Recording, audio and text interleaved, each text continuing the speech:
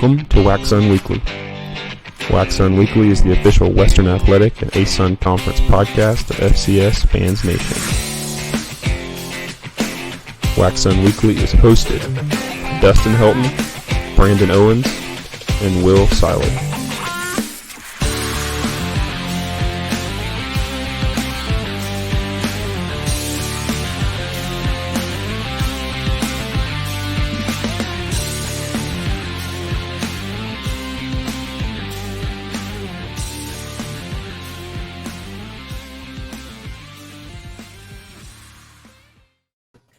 Welcome back, FCS Fans Nation, to episode number 2 of WACSUN Weekly. Week 0 of football season is in the books. I mean, we've been saying football's back, I think, for like 2 weeks because it's gotten closer and closer, but it's officially back. We've had some games, some good, some not so good, and we're going to talk about them all. So, Brandon, Rev, I know you two your two teams played in week 0, so I have a feeling one of you is going to be smiling a lot more than the other over the course of this episode. Was there a game this weekend? I wasn't sure. I agree with Rev. Like, at a certain point during the game, was it really even a game? Dude, that was the strangest game. Like, it started like we thought it would. Like, it started, very close. Two teams that seemed pretty evenly matched, and then it just went downhill. But we'll get into that here in a minute. I would ask how you guys are doing, but I don't know that it's worth it because I know how you guys are doing. But this week, preview, we're going to talk about week 1 after we go through all the week 0 results. A lot of week 1 games to talk about, and that's kind of the beautiful thing about the conference mashup is since we're not all playing each other all the time, we have a lot of games to talk about. So we'll maybe not go super deep into all of them, but we'll talk and we'll predict them all. First, though, right off the bat, just want to give some thoughts and prayers over to the Eastern Kentucky family. Walt Wells, head coach of the Colonels, had what they called a cardiac event during practice today, is what it was released as. And from what I can tell, he's doing well in the hospital. They said he was stable in the ICU, but nonetheless, that's just a scary thing to happen. And so we wish the Wells family and coach all the best.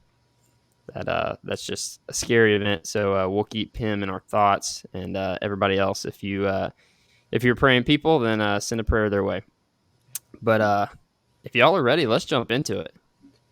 Yeah, let's get this over with. Yep. All right, we'll talk about our game of the week first because honestly, it was probably the least interesting game of the week. Jacksonville State took it to SFA there at Crampton Bowl in Montgomery, Alabama, 42-17. And so we're keeping tabs on the pick'em. And so far, Brandon, you got us. You're up 1-0 on both of us in the game of the week pick'ems. I'll start with you, Rev. What was your analysis of the game? Just your initial thoughts. You've had 24 hours to think it over. Yeah, so there's a lot of things that come to mind because, like we said, that game started off like everybody thought it would with SFA up. But I was a little concerned because SFA had 2 turnovers and only 7 points off of those turnovers, right? So they were not capitalizing on opportunities that they had. When it got to the second quarter, SFA's up 17-7, has the opportunity to score before the half, and they 3-and-out. And Jacksonville State gets the ball and scores. Right. And then same thing in Jacksonville State scores, and they go up 21-17 at half. And to me, that just screams of missed opportunities. And that was a trend that we saw with Stephen F. Austin last year in their losses. The 4 losses they had opportunity to beat Jacksonville State in the last minute, had opportunity to beat Sam at the very end of the game, and then they went wide on a field goal, right?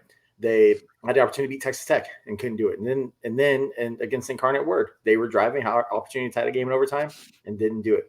So missed opportunity seems to be the thing that we're getting from the SFA team. One other thing that was really interesting to me was that Xavier Gibson had a really great first half with that touchdown, became the SFA all-time receiving yards leader. Second half, he had -3 yards receiving. The Jacksonville State defense just completely shut him down and took him out of the game. Trey Self became rattled. He almost looked like a freshman in there, just just very not composed. His throws were off. It's almost like he got the yips halfway through the game. And when we look at the defense, I mean, Jacksonville State ran the same 3 plays most of that game, right? And it's just like every time they ran it, it looked like a brand new freaking play. And their two of the touchdowns Zion Webb scored were the exact same play, the exact same keeper sort of play. It just went to different sides of the line, but it's the exact same thing. And it's like the SFA defense had no idea what was going on. So there's a lot of things for Coach Carthel to work on this week. They've got Alcorn State. Alcorn State's got a really solid running game. I think a lot of people ignore them because they're in the SWAC, and they just say the SWAC is just Jackson State and Florida A&M. But Alcorn State's going to be up there in the SWAC West this year. They've got a really great team, and if SFA can't get the ship righted, they're going to start the season 0-2 with another tough match with Louisiana Tech coming the weekend after that. So there's just a lot to unpack. If I know Coach Carthel, he'll be focused on writing those things. But man, that was, you heard of a tale of 2 cities. That was just a tale of 2, I don't even know, 2 just halves basically in that game. Yeah, no doubt. That was not what I expected to see from SFA coming off of what was a great year in 2021. Brandon, I'll get your analysis because I think you'll have a little bit different perspective. Yeah, mine just starts out the same like Dustin. Like, it started slow, it started close, started how we all thought it was going to be. At one point at the beginning, I was like, nothing has changed with this team, and I said that way too soon. Because it was almost a couple plays later, JSU was driving the football down SFA's throat. One thing that I did find interesting is Rodriguez chose Zion Webb as our QB1. But also, Aaron McLaughlin got some playing time. So I don't know if we're doing a 2-quarterback system or if Zion is the sole starter. In the past, Zion has actually been more of a run quarterback than passing. He actually had more passing yards than rushing. I think he had like 50 rushing yards and like 160 passing yards. So, I mean, it was interesting to see Zion using his arm like we've always said he needs to do. But the offense the questions that we had on Cocky Nation about like what our offense was going to be were answered this week. We're going to be more of a run dominant offense, but it's going to be a well-balanced offense as well. It's just going to be run heavy. And man, that defense is on fire this year. I mean, we've had some good defenses at Jacksonville State in the past, but man, this one is on fire. They were clicking on all cylinders. They were attacking the ball. They are tackling. They aren't just hitting the players and letting them run all over them. They are tackling. I think we had like 3 total sacks, and usually we don't have any more than maybe 1 or 2 unless we're playing a horrible team. SFA is not a horrible team by any means. But shush, Dustin. Let me finish. But I will say I was very impressed with JSU. They ended up playing like the team that I thought we were going to be this year. So I'm very happy that we started the season off this way, and it's hopefully only going to get better from here on out. If I'm Rich Rod, which God knows I never want to be Rich Rod, but if I'm Rich Rod, I would not worry about a 2-quarterback system. I would let Zion Webb do it until he proves that he can't. I mean, McLaughlin came in, he wasn't bad. He showed, a pretty decent arm, but I mean, the way Zion to control that offense, the way he managed to just move it down the field.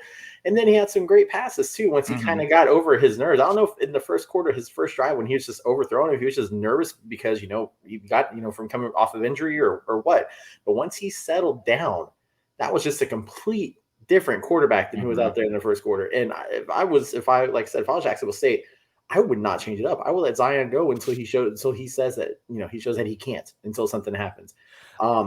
Your running back by committee you have going, or Jacksonville State has going too, with Lewis and Anwar. Yeah, like that. they just, I mean, the amount of speed Jacksonville State has in their backfield is just insane.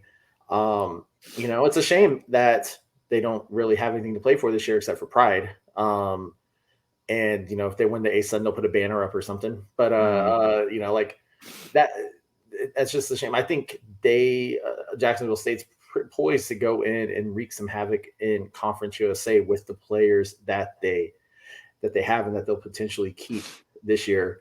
And also too, that's the you knew something was wrong.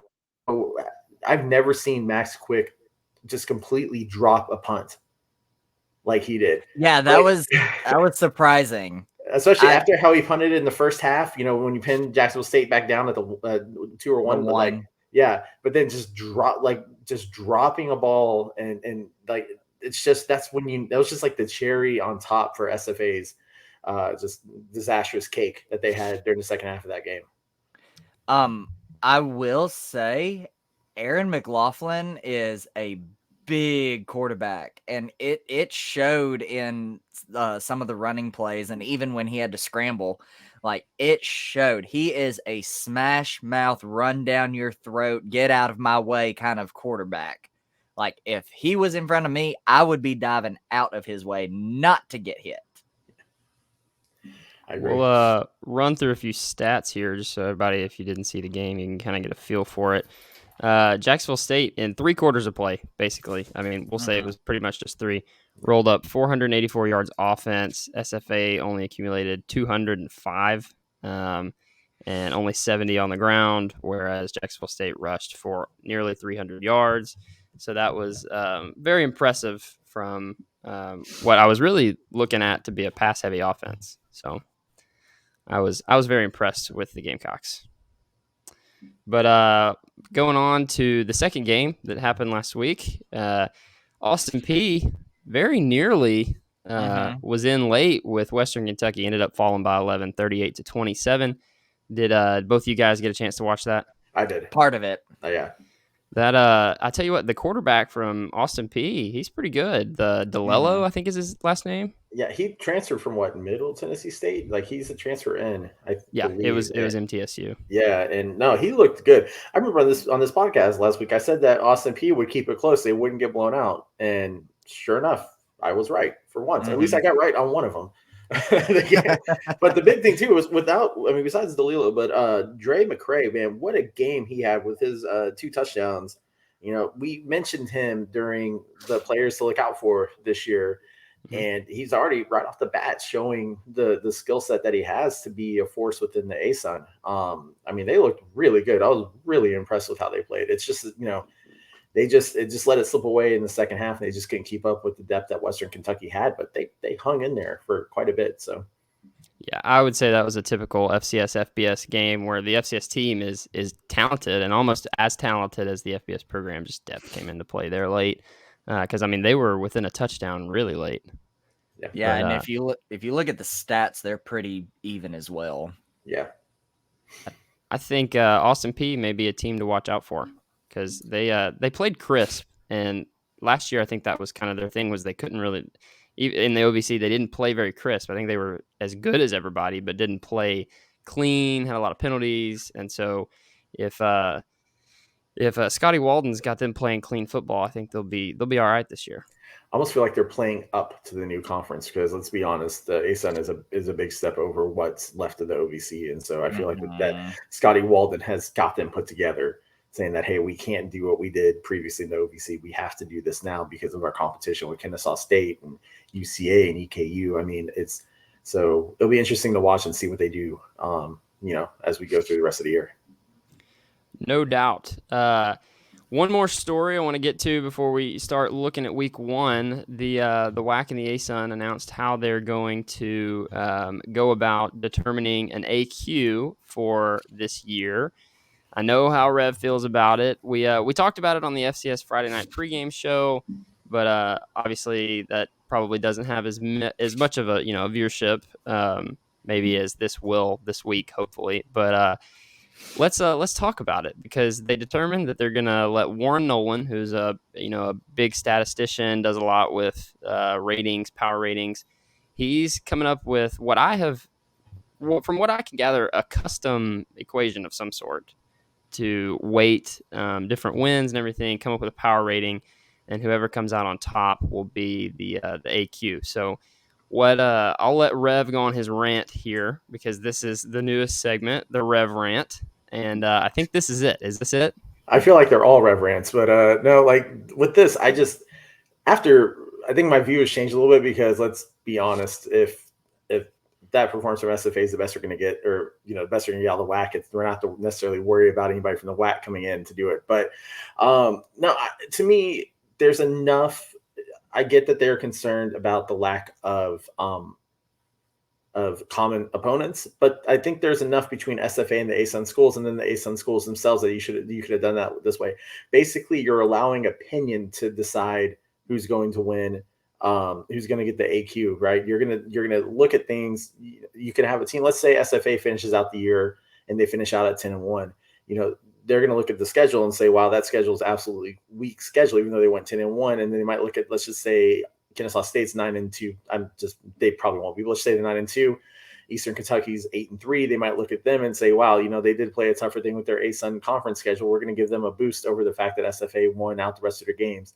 So I don't like it. To me, this just screams a mess, like we've seen the ASUN sort of do with how they decided their basketball champion this year, and then also what they did with their baseball tournament, which we did talk about on the Friday night show. So I don't like it. I hope that at the end of the year, it's a pretty cut and dry sort of thing that one team just completely dominates and there's no question to who should get the AQ. But it seems like when we have situations like this, something's going to completely muddy the waters towards the end of the year. And then you're going to have basically two teams screaming, I should be the AQ. I should be the AQ. I know they've done something similar like this. Like we talked about the BCS on Friday night, but the BCS didn't always get it right. So let's just remember that too. The BCS works, but they missed a few times on who should be in the national championship for FBS. So I wish they'd go differently, but that's just my opinion. So Brandon, what do you think of it? I think it's the same way. Like when I read through that document, I think you sent it in the overall group chat, and I read the entire document. I was sitting here like, okay, how in the world is this going to determine the true AQ? All I could think about was the situation Will brought up last week when I brought up this question about UCA baseball making it in or not making it in, and JSU baseball making it in, when it should have been the complete opposite. It's literally, like you said, the ASUN coming up with some sort of way to get just basically to cause drama. And I don't like it one bit. There are other ways that they can go about deciding who gets the AQ. Yeah. I Friday night, I said I didn't hate it, and I don't, because I think that if they use a mathematical system, I think Warren Nolan is pretty good at what he does. It's not just an opinion. It's not like he's just throwing together his top, 10 AQ 10 teams or WACSUN teams, whatever it may be, and, calling it done. Like if he comes up with a mathematical reason and weights, wins, losses, top 25 wins, that kind of thing, then I'm okay with it. Because yes, SFA may be the only team that would be in contention in the WAC, but they can't count on that. They can't, they can't count on Tarleton being terrible this year or ACU not being relevant. So I think that what they did was kind of what they had to do. So I don't totally hate it. I don't want to fault them. Now, I do think they rely on numbers a little bit too much sometimes, like RPI ratings and things like that. But I think that's their way of trying to mimic what maybe the NCAA does during selection processes. So I won't fault them totally. Yeah. I mean, I like I said, I like that he's being creative. I think sometimes you have to think creative things. So I think in this case, it's the wrong way to be creative. Honestly, there's other data you could use that would work better, but let's see what happens. And if this is I think this continues again next year. Hopefully next year we have a better cross cross conference schedule to where you don't have to use Nolan's computer thing. And no offense to Lauren Nolan, I don't he's a great statistician. Like, I don't mean any offense when I say this. I just don't think it plays here like it would play in other sports.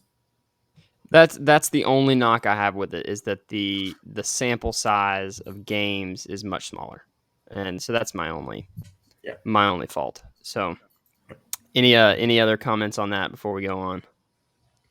No. All right, then let's get into week 1. We got a lot of games to preview, and we'll just go at it one by one, day by day. We'll start with the Thursday games, with the exception of our game of the week, and then move on to Friday and Saturday. So, first game on Thursday, I'll read you the Thursday slate. You got North Alabama at Indiana State, Kennesaw State at Samford, Missouri Valley State at Tarleton, Lamar at Abilene Christian, and then St. Thomas, the second-year Division I team, at Southern Utah. Those are all Thursday night. So let's get into it. We got North Alabama, Indiana State. North Alabama in their first year of postseason eligibility, and then Indiana State coming off what was a pretty disappointing 2021. So what are you guys' thoughts on that game? Well, Indiana State's not good at football. And so I hate to just come out swinging like that, but they're not. They had that one great run when they had Shakir Bell at running back, but since then they're the bottom of the Missouri Valley. And granted, if they didn't play in the Missouri Valley, they'd probably be mid-tier in just about every other conference. The amount of competition in Missouri Valley is just absolutely insane. So it doesn't behoove them to be there. North Alabama could pull this one off. They've gotten used to playing in D1 now. They've built a pretty good team.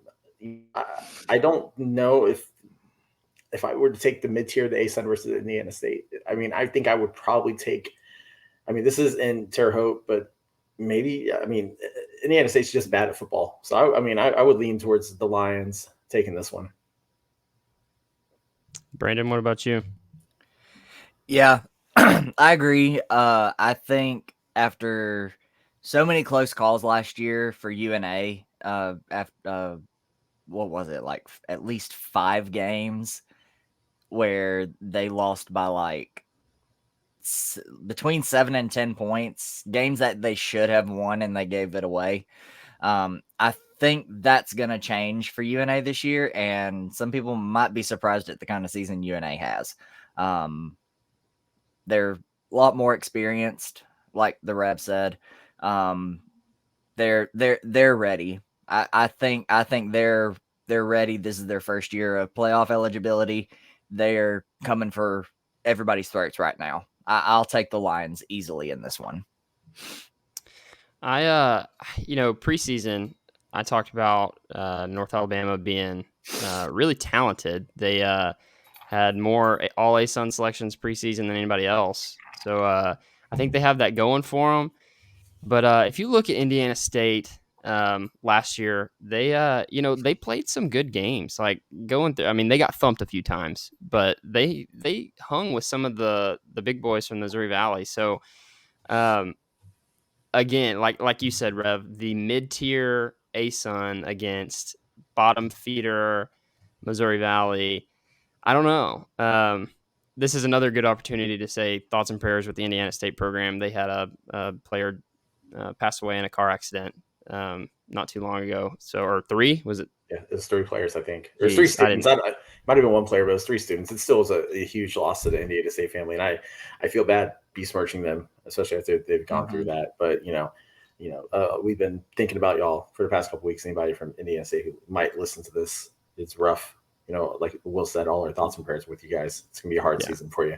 But so I think they've probably got some motivation with them right now, and I think they'll probably be playing for something a little bit bigger than themselves, and that makes a team dangerous. And it's not about football, it's not about the wins and losses and that kind of situation, but a lot of time you see a team play a lot more together maybe than they would if that wasn't the case. And so I'm taking Indiana State in this one. It's in Indiana, so that's not a super close trip for North Alabama, obviously. So I'm gonna go with the Sycamores in that one.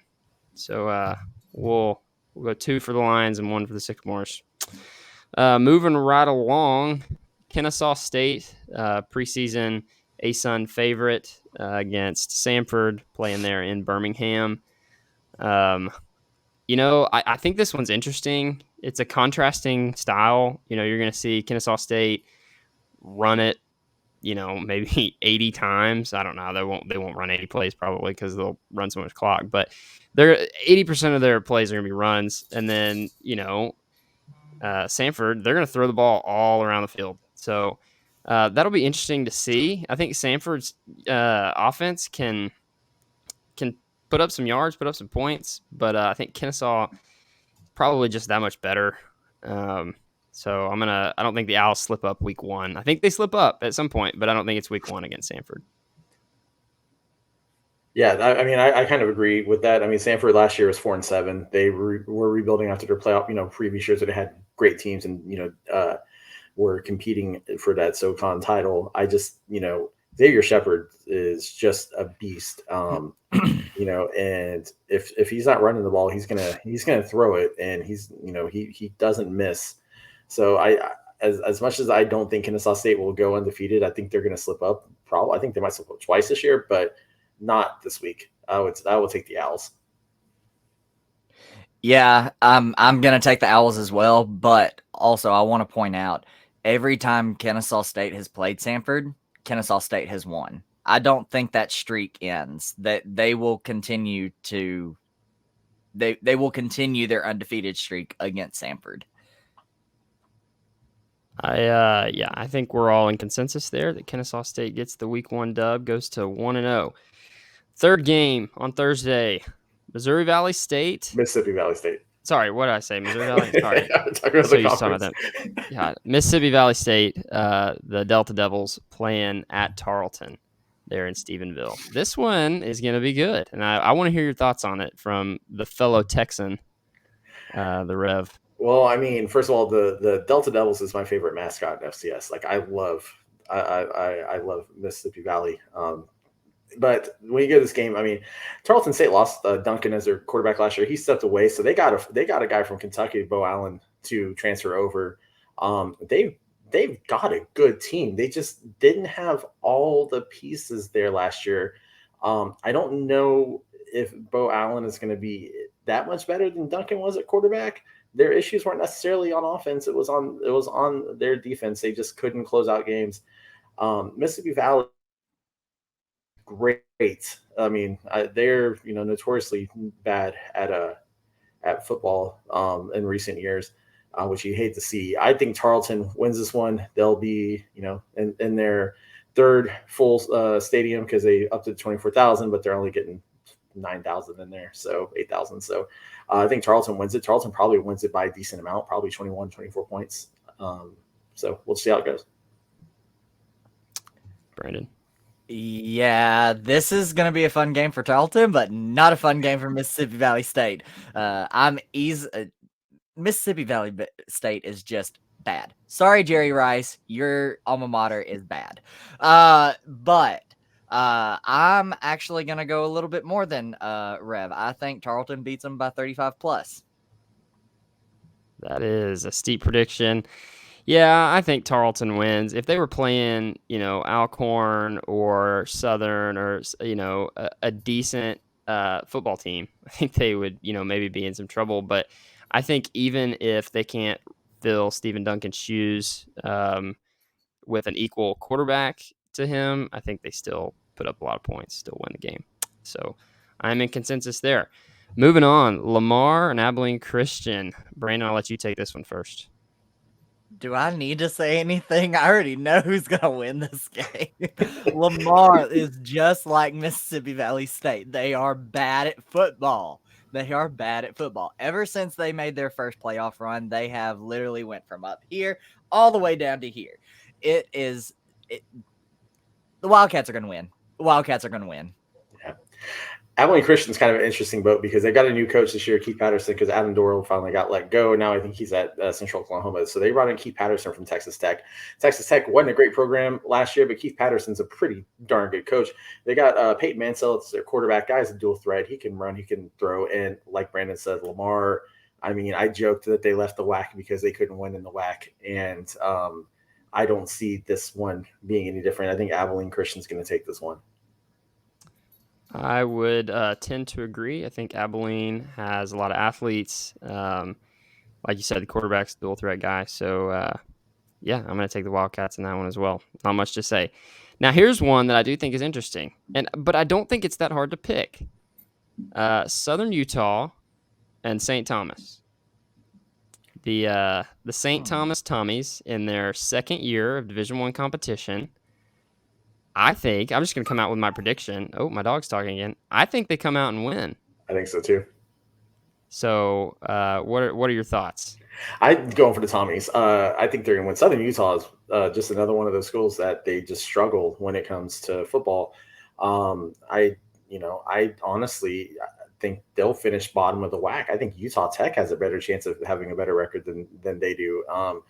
So, and St. Thomas, man, they've come in, they come into play. So I'm going for the Tommies. I would like this. I mean, granted, I think the game is in Cedar City, not which could be a detriment with travel and stuff. But I think the Tommies might pull the upset, and I like it. I'm actually gonna be the oddball. I think the Tommies are gonna give the Thunderbirds a lot of trouble, but I think with it being at Southern Utah, I think that's going to play a huge role into Southern Utah barely escaping St. Thomas. So I got Southern Utah barely winning against St. Thomas. All right. So we got somebody that's going to play devil's advocate there. So moving right along, that's all the Thursday games. Going to the Friday games, the only one we have is Eastern Kentucky at Eastern Michigan. Assuming they'll be without Walt Wells, I wouldn't think he'd be back after something like, I'm assuming he had some sort of heart attack is what it sounded like. Mm-hmm. So I assume he won't be back. That, I think that sucks. Being without your head coach in a FBS game, no matter who the FBS squad is, Eastern Michigan's not very good, but I don't see Eastern Kentucky going up to Michigan and winning that one. No, I think it'll be a close game. But Eastern Kentucky is talented enough to beat Eastern Michigan, and they have the motivation to get this win for their coach. But I actually think Eastern Michigan might finish with 6 or 7 wins this year. So I just think Eastern Michigan will barely escape Eastern Kentucky. Kind of like who did EKU play last year? I can't remember, but Eastern Michigan will barely escape Eastern Kentucky. You know what? With what's going on this week, I think EKU is going to come in fired up. They're going to want to play for their coach, and I think this is one of those scalps that no one's going to pick and no one's going to look at. I mean, Parker McKinney is a great quarterback. He's got a team. He's got a great offense within. EKU has improved drastically under Coach Wells. Their defense has improved. I think this is a scalp. I think Eastern Kentucky is going to get this one. I don't trust Eastern Michigan to look at Eastern Kentucky. I almost think they're going to look past them. And this is almost the early season trap game for Eastern Michigan. So I'm going to take Eastern Kentucky. I'm calling the scalp. Blow the sirens. We have a scalp alert on our hands. So, that could be a good one. Mm-hmm. I mean, Parker McKinney, he's a difference maker. So we'll see. I would love to see it. I would love to see it, especially after something like what happened today. I would love to see them go get a win there. Moving right along into the Saturday games, Sam Houston, Texas A&M at 11 a.m. Big early kickoff for Sam Houston. They probably don't play many 11 a.m. kickoffs. Some SEC teams are used to that, but not very many Southland WAC schools. So what are your thoughts on that? We'll go to Rev just because he is very familiar with Sam Houston. You don't want to play at 11 a.m. early September in Texas. Except for Aggies, because Aggies are their own breed and they just do their own thing. I don't know if you guys watched College Game Day on Saturday. When they had the opportunity to talk about the FCS game that they had on ESPN, they instead focused on FBS for 3 hours. But Desmond Howard picked A&M to be his national champion. I mean, they're coming in sixth ranked. I think they're ranked sixth in the nation, FBS. I don't think Sam will pull a scalp here. The thing about Sam, they lost a lot. They lost Eric Schmid. They lost Jaquez Ezzard. They lost the McCollum twins on defense, right? They lost a lot of pieces. They have Keegan Shoemaker in at quarterback. They still have Ife Adeyi at running back. I think they still have Cody Kress, which I think this is like his 6th year playing because he was at Harvard. Then he transferred in. So they've got weapons. Keeler always rebounds wherever he's at. He'll build a team. I just don't think this team's good enough to beat Texas A&M. I don't think this would be like one of those 55-7 games that you normally would see whenever a FCS team goes into College Station. I'm thinking it's probably something like a 38-17 sort of game, where Sam Houston puts in a good thing, but a good attempt, but it's just not going to be enough against the Aggies. Brandon? Yeah, I agree. As much as I would love to see our future rival shut those Aggies up, those fans this summer have been mouthing off, and it's been annoying. But I think Texas A&M has this one. I'm gonna go a little bit bigger again than Rev. I think it's gonna be like not much more, like 24, maybe 28 points. Texas A&M. I just don't see Sam Houston winning this game. They're gonna come out ready to play. This is the game that they've all been talking about all summer. They're ready to come play, but I just don't think they're gonna get the win. I think if they had the weapons they had last year with Eric Schmidt, and they still had Jaquez Ezzard, and they still had like if they had the team they had last year, they would give A&M a run for their money. I just don't think they have it. I just don't think they have it this year. So yeah, you're taking a rebuilding Sam Houston with a lot of FBS talent, a lot of FBS transfer talent, and FBS scholarships. Yeah, into what a lot of people, like you said, think is one of the best FBS teams in the country. So, I mean, I just don't see it happening. So, yeah. But remember, Jimbo Fisher paid pretty well for that team with their NIL deals. So he did, but I'm taking the fighting Jimbos in this one. Moving right along from that one, Davidson and Jacksonville State. Do we really need to talk much about this one? No, Gamecocks are going to win by like 49. It would crack me up to see Jacksonville State somehow stumble against Davidson after last week, but it's not going to happen. This is Band-Aid. Like 50. It's going to be just a blowout. This game is Band-Aid, so this stadium is going to be packed. There ain't no way this is going to be a trap game for JSU. No freaking way. We've seen this game before in the playoffs. Yep. When was it? 49 to 14, 49 to 7. So I mean, I don't think that it'll be any different than that one. If anything, it'll be worse, in my opinion. Yeah, I think it's gonna be worse too. Like I don't think Davidson scores. No, I don't think so either. Not with the defense that they showed this past weekend. That ain't happening. Nope. Yeah, give me Jacksonville State again this week. SFA and Alcorn State. Alcorn's no pushover, but I think SFA comes back in refocused, and I think they've seen what can happen when they play not up to their standard, and so I say this is a pretty tough week of practice for SFA, and they come out. I don't think they blow Alcorn out of the water, but I think they do get a pretty handy dub, maybe 10 points or so, 10, 14 points. Yeah, the first 3 weeks are brutal because SFA travels to Montgomery, then they go back home, then they travel to Lorman, Mississippi, then they go back home, then they travel to Ruston, Louisiana. So they spend the first 3 weeks on the road, and that's hard for any team to do. Alcorn State's got a great rushing attack. I think, like I said, I think people sleep on them because they're not Jackson State. They're not, they're not the team that you think of in the SWAC. But they're not a bad team. They're really good. So SFA will have to play focused. I think SFA takes it. I think it's going to be a close game, not the sort of game you would, have expected at the beginning of the year. Maybe SFA by 7, but also knowing Colby Carthel, he's going to, he's going to look at every mistake they made against Jacksonville State, and they're going to figure out how to stop the RPO, and they're going to figure out how to stop the run. So I don't think Alcorn State has the air attack if SFA can focus on the run, and I think that would help them. But SFA legit showed zero ability to stop the run last week, so Carthel has got to fix that before this game. Yeah, if SFA makes its corrections from this past weekend, SFA wins the game. Not easily, but SFA wins the game. If SFA does not figure out a way to stop the run, Alcorn wins the game. That being said, just so I can cause some drama on here, I am picking Alcorn State. Brandon, I don't think you're causing the drama. I'm going with you. I'm going to say Alcorn wins as well. I think SFA should, and I think they can, but I'm going to flip my pick. I'm going to say Alcorn wins because if they key on Xavier Gibson and Trey Self doesn't throw the ball any better than he did in the game this week, I think they're in trouble.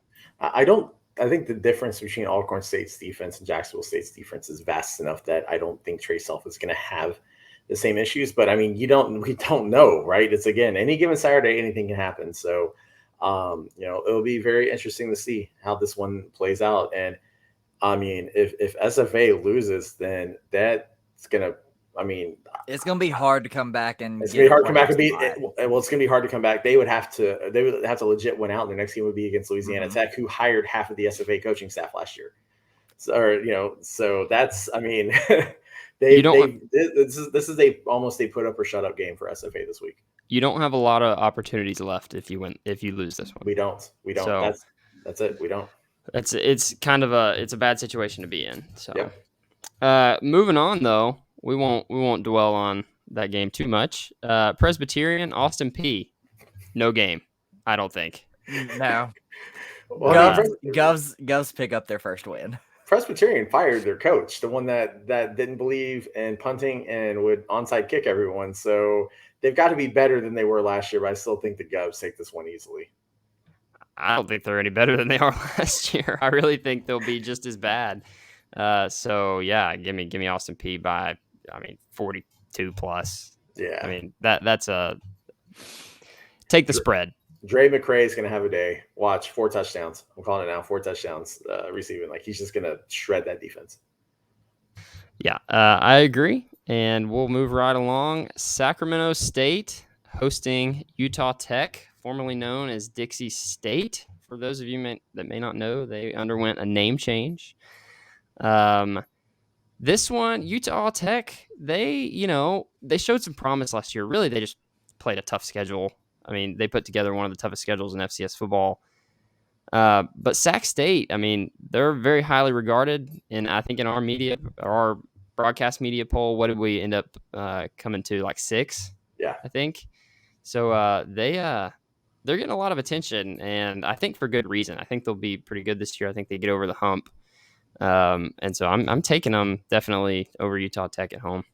I think you have to take them over Utah Tech because Utah Tech just isn't there yet. Utah Tech went, I think, 1-10 last year, and they played everybody you could. Iron sharpens iron, and they definitely did it because they played South Dakota State, they played Montana, they played Weber. They had themselves a tough schedule. Here's what I think about Sacramento State, and I'm sure Kyler and Chris, if they watch or listen to this, they're going to shred me for this, but when Sacramento State got a seed last year in the playoffs, I said that they were the team that's going to be the seeded team that loses first because they got their seed in the Big Sky without playing the top teams in the Big Sky.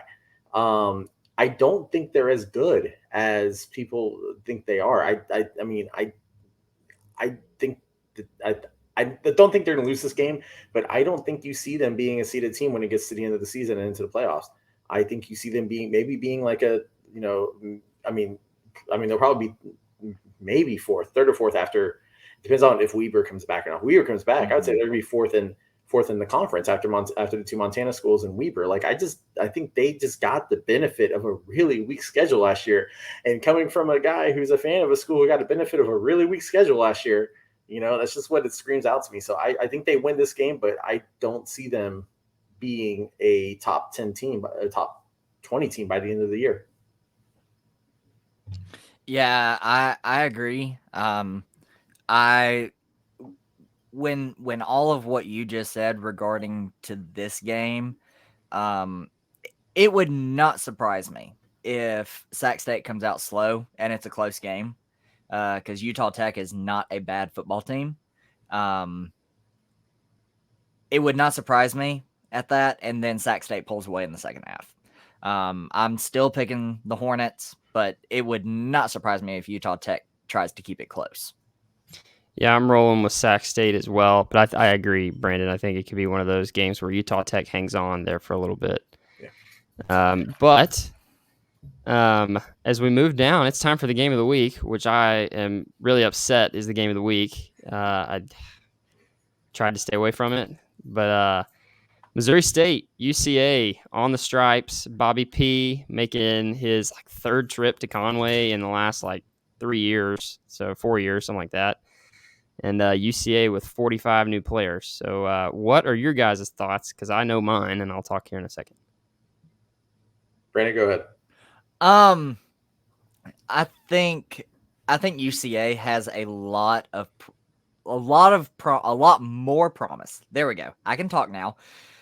I think UCA has a lot more promise this year than they did last year. I think last year was just a fluke year, just adjusting to the new alliance, having to play Sam Houston, Jacksonville State, even though they murdered Jacksonville State, but playing a much tougher schedule. I think this year it's going to be more in favor of UCA, especially in this game with it being at home. And I've told my co-host on Cocky Nation, Cody Hooks, UCA, playing on the stripes is not easy. I mean, it's always hard to play on the stripes, as Jacksonville State will see this year. But that's later in the season. But I think it's going to be a lot harder for the number 5 team in the nation to come to Conway and not think that UCA won't get revenge from last year. Because in my opinion, UCA should have beat Missouri State last year. That's just my honest opinion. Those last 3 minutes were absolutely crazy. So with it being in Conway this year, UCA gets the dub. I love it. So I'm going to go out on a limb here, and I think the Bears are going to win. Oh, that's just so funny. I know. No, but all seriously, though, UCA did lose a lot last year. They still have Darius Hale, though, running the ball. And, I mean, Darius Hale is a beast to be reckoned with. But Missouri State's got Jason Shelley in as their quarterback, and Jason Shelley can move the ball. And Bobby Petrino, I mean, he's done a lot of great things in Springfield, and I hate that I said something nice about Bobby Petrino. Anyway, I don't think I think Nathan Brown's going to have the UCA Bears ready to go for this one. Playing in Conway is always something UCA tends to play up on those stripes. When you go to those stripes for the first time, it's almost disorienting. It is the ugliest field in football. I don't think UCA. I don't think UCA pulls the upset here.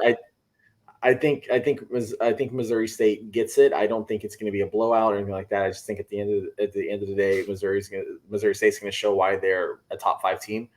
And yes, it is the ugliest field, even over Roos Field. Sorry, that thing's an abomination. It looks like a tie you wear to a wedding whenever you can't find a tie and you have to go find one at Walmart. That's basically what your field looks like. Both of those aren't as bad as the blue field up in Idaho. Hey, you say it's the ugliest, but Fox Sports said that it was one of the coolest. Sports Illustrated, after they called it Barf Turf, told us that it was one of the coolest. I don't know which intern changed. Obviously, 2 interns had 2 different opinions, but I'm just saying, has Homer Bryce ever been on that list? No, because we don't make our field look tacky. We keep our field normal with although we do have a purple track around our field, which I hate having a track, to be honest with you. So I do hate that. I don't know. To me, no, I mean, UCA's field, Eastern Michigan's field, and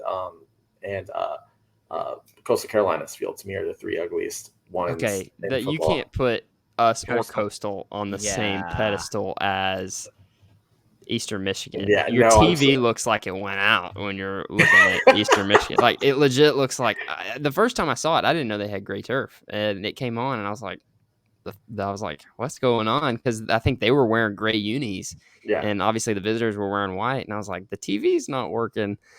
No, they just installed gray turf, but Didn't realize we were back to 50s football. no, And but Coastal's is too close to grass. Like the color, it's too close to the color of an actual football field. it looks like old AstroTurf. That's what Yes. it looks like to me. That's why I think it's ugly. It looks like really old AstroTurf, and I'm just like, guys, you could have done something better with that. So, Well, here's my opinion. Back to the game. Here's my opinion. You've got Mo State coming in, top 5 program. I mean, the return of Jason Shelley, the MVFC, Offensive Player of the Year, Newcomer of the Year, all the accolades. They returned 14 starters total out of 22. And then obviously Bobby Petrino has only gotten better and better as they've been there. I think he got off his motorcycle when he got to Springfield. But then UCA coming back, 45 new players, 5-6 last year. Totally new quarterback room. One player that was on the roster last year that's still there as far as quarterbacks go, and he was a freshman last year, so he's a redshirt freshman this year. He'll be the third guy. Thursday night kick, though, like you said, stripes are hard to play on. Thursday night environments are typically pretty good because students are still in town. It's the first week of school, so they're in town anyway, but then everybody's in town on Thursday. So I think the crowd will be pretty good as far as like the student crowd. But as good and as experienced as Missouri State is, they have no film on what the offense will look like this year. Obviously, we lost Tyler Hudson. Obviously, we lost Lawan Winningham.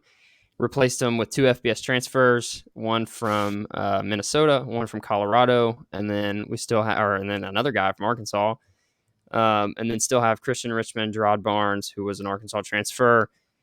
We still have weapons, and then you return Darius Hale, second place in the Jerry Rice Award voting from last year. I think he should have won it. I think he lost to a name, but that's just me. Anyway, offensive line gets better. Our running back room is stacked. I was at a practice a couple weeks ago, and you talk about some guys in the backfield this year.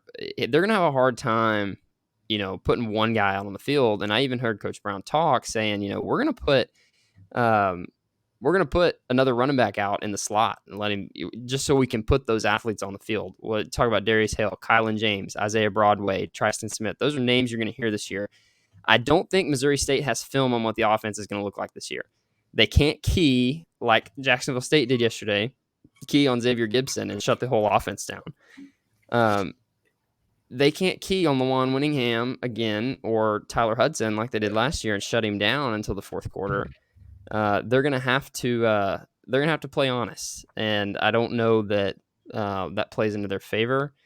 So I think that we have a shot. I really do. And clearly we can see that preseason rankings may not matter.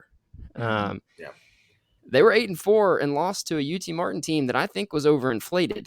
I think they had a better record than they really were as a team last year, and they lost at home to those guys there at Plaster Stadium. So I think Thursday night on the Stripes, playing a team that has really become a natural rival. People like to circle this game just because we know who Bobby Petrino is. I can't see it. But anyway. It was Homer Simpson. Oh gosh. Yeah, here it comes. I called Brandon a homer last week, but he was right. He was. No, and so what? Go ahead. No, I was going to say, I don't want Missouri State to win. I want UCA to win. I would love to see it, but I just there's a difference between heart and money, right? There is. And if I'm putting money on a game, I'm putting on Missouri State. But my heart, I would love to see UCA go in there, have Missouri State come in and just beat them. I think it'd be great because I love FCS poll chaos because it ties into my belief that polls don't matter until October.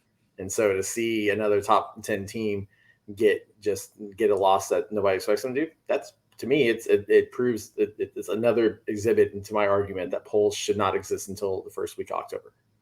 But well, I hope you're right. I hope that belief stands true, and I hope that we win. But I think that we have the capability. They're going to see a dimension of offense at UCA that they've never seen from us in the last few years. They're going to see Will McIlvain use his feet. We haven't Braylon Smith is one of the best quarterbacks that's come through UCA. Rewrote the record book, but there's a dimension to Will McIlvain's game that Braylon didn't have, and that's just being able to be an elusive, get out of the pocket, and run a little bit. And so I think that adds something to our offense that we may have been missing. And I say I'm gonna go out on a limb. I don't think people would be super surprised if we pulled it off, but I'm gonna go out and say that UCA wins, and I'm gonna say on a last second field goal, maybe not on the field goal, but one of those last second something happens to switch the tides and we win by 1 to 3 points. So I'm gonna take us. And call me a homer, but I'm probably never gonna pick against UCA. I mean, for God's sakes, we were playing Alabama. I still don't know if I could pick against us. I'd probably be like, guys, we're gonna be the team to go do it. We're gonna roll into Alabama and win. So I'm gonna roll with UCA. I really think it's an educated pick, but also a homer, maybe heart pick. So no, it was hard for me to choose between the two, to be honest with you. But it's, like I said, money would be on Missouri State, but heart would be with the Purple Bears, the running Bears of the fighting Will Silers, as I like to call them. Yes, the fighting Will Silers. But no, I'm excited for that one. That's gonna be a good one. I mean. Yeah. There's a lot of games on Thursday night, but that's going to be one to watch. ESPN Plus, 7 p.m. Nothing's wrong with your TV set. There's no, saturation, hue, problems. Our field is purple and gray. That's what's behind me right now, so it's beautiful. Wait, so y'all are on ESPN Plus and not on what? Yeah. Wait, what? Y'all aren't on ESPNU, ESPN2, or ESPN? No, that's dumb. Yeah, no, it's no. Every game that we listed this week, I believe, even the A&M game is not even on terrestrial. It's A&M game might be. They might be on SEC Network. Yeah, I was gonna say but it might be on SEC Network Plus that you have to. It might be on SEC Network Plus because it is same. But every other game this week is on ESPN Plus. I think this is a miss. This game would be great on ESPNU. But I'm sure there's some Thursday night. I didn't look at the Thursday night. I'm sure there's some MAC team that's going in there and playing Thursday. I didn't look see who the competition was. But yeah, this is a miss. I'll look real quick just because I'm curious. There's last time I looked, there's a lot of games on Thursday night. Central Michigan and Oklahoma State. I mean, even just a game like that. The Backyard Brawl is Thursday night. Yeah. That's it. Yeah. Well, I mean, I'm never going to expect an FCS game to get picked up unless they have some sort of deal, but I like the Big Sky. And Penn State Purdue is Thursday night as well. Well, that's not going to be any good. No, but still, it's FBS. Oh, yeah, there's a ton of games. West Virginia, Pitt, Ball State, Tennessee. Yeah. So we had no shot, but we play Ole Miss next week, and that game's on SEC Network Plus. So, I mean, that's not even linear. But anyway, I'm excited. I think it'll be a good game. I do think Coach Brown will have a great plan in place. I've been out and see a few practices, and I'm excited. So we'll be watching that one, and hopefully I'll have a big smile on my face next Sunday night, and I'll be reporting a win. So hopefully. Yeah. Do the ASUN proud, please. Yeah, I mean, Jacksonville State did. We gotta. I'm nervous for Jacksonville State. They look good. So I'm hoping that we look good. I'm taking it a week at a time. We have had disappointing seasons year after year. I'm taking it 1 week at a time. That's fair. But all right, before we go, any last words before we start week 1? And really, I think yes, we've kicked off football season, but this is when the feet hit the pavement. I don't know. The rubber meets the road. We start playing some. Yeah. So I've got something, and it's directed towards Jacksonville State administration. It is time to bench Jack Dawson. You have Rich Rod. I know he said that he makes the decisions that he feels are best for his team. But let's look at the situation. This story wasn't full out when we recorded last week. We talked about some of the Friday night thing, but Jack Dawson has been accused of sexual assault, basically, against his former long snapper when he was at Troy University. I understand there's beliefs from some folks in Jacksonville State that, hey, this is something that happened on Troy's watch and it's not reflective of Jacksonville State. However, Jacksonville State has a code of conduct that this violates. Jack Dawson was arrested after being summoned in July. The court date's in October. What Jacksonville State should do is say, hey, until this pans out, we are not going to play this player. By having him play, it's doing two things. One, it's basically allowing the stereotype that this is allowed in college football to exist, and that coaches do not care about anything like that. They just care about winning. And second, it almost, to me, it doesn't follow the mantra that the team comes first. You're putting a guy over the team. And this really is a black mark on Jacksonville State. And as long as they allow this to happen, as long as they allow this gentleman to play, it makes me personally lose any respect I have for the Jacksonville State program. And I did have some, as much as Brandon and I trash talked last week about this game, I do respect Jacksonville State and what they have built and what they have done to put themselves into a successful point in as they go into the CUSA. So I doubt Rich Rod listens to this. But if Greg Sides listens to this, or if Jacksonville's president is listening to this, do the right thing. Bench Jack Dawson until this plays out in court. Mm-hmm. You're going to look a lot better as a program by doing that versus allowing him to walk out onto the field and represent your university. There's your Rev Rant for the week. Yeah, especially with this being a home game, I guarantee you, even though there were a bunch of people that were thinking about booing him when he first walked on the field, let me tell you, when he first walked on the field, our side was dead silent. Dead silent. You're going to have a student section at this first home game. Don't put it past that student section to boo his butt off the field. Yeah, I don't think I have anything to add because I think you said it all, and I agree with pretty much everything. But I'll say this: an NFL organization I look up to, the Buffalo Bills, had very similar, situation. Had a punter accused of some pretty serious allegations, and how'd they handle it? They released him, and that's a drafted punter that they're paying a lot of money to, and they released him 2 days after these allegations came out, and not much of an investigation is going on, but they said, our culture and our values are more important than one player that may be the best punter we've ever seen. But so I just want to point out that it's not us with some personal vendetta against an organization or a person. There's a right and a wrong way to handle things. And I think they were handled not in the best way possible. I think that they could have been handled much better. Integrity and professionalism with any organization goes a long way with pretty much anybody. And this is nothing against innocent until proven guilty. I 100% agree. He is innocent until proven guilty. But until it plays out, like you said, in court, I mean, he turned himself in. He was arrested. Mm-hmm. You don't put something on the field that represents you a certain way. And it was disappointing to see them put him on the field in what they considered the best interest of the team. So anyway, I agree with what you said. And yeah, there's your Rev Rant for the week. But I guess that's it. Anything else you guys have before we call it quits?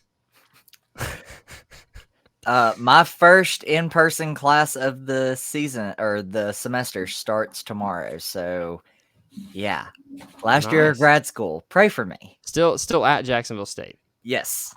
Awesome. Good deal. Just pray for me. It's going to be a hard year. Absolutely. Well, good luck.